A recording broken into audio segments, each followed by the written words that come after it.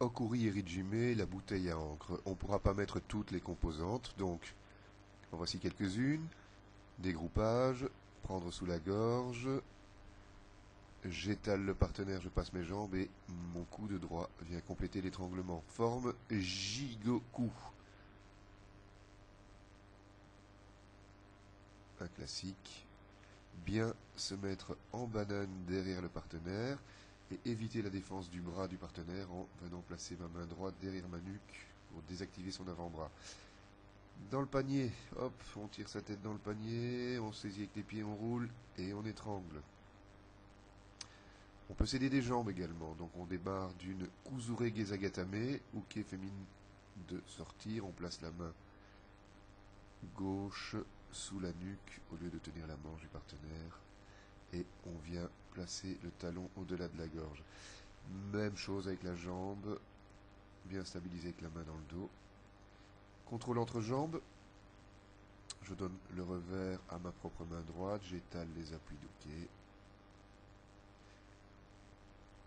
Alors il y a des possibilités au départ d'un travail debout, ma main droite est restée au revers d'uke, j'enjambe avec la jambe gauche, ma main gauche va chercher le creux poplité d'uke et l'axe dans lequel je vais me jeter en chute avant sera légèrement en direction de son bassin.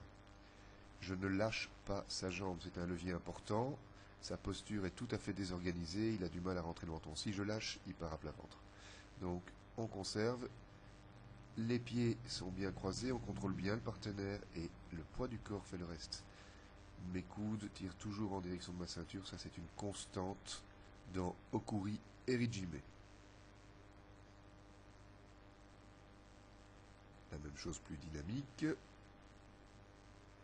Et l'élément dynamique a une importance parce qu'en chutant, uke désorganise de toute façon, lézarde un peu sa défense.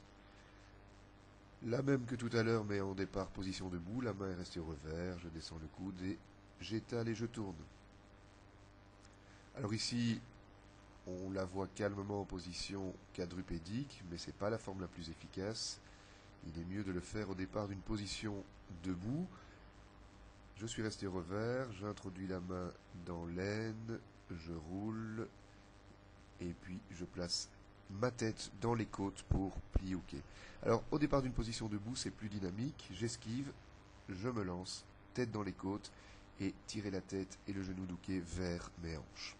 Uke est maintenant à plat ventre, pendant que je veux le retourner, il reprend un appui. Je glisse ma main sous cette jambe, elle va m'aider, je place mon genou au-dessus du bassin, et mon autre genou au-dessus de sa nuque. On va voir ça sous un autre angle. J'essaie de retourner uke qui met le genou au sol. Genou gauche au sol, genou droit au sol. C'est horrible, c'est très contraignant.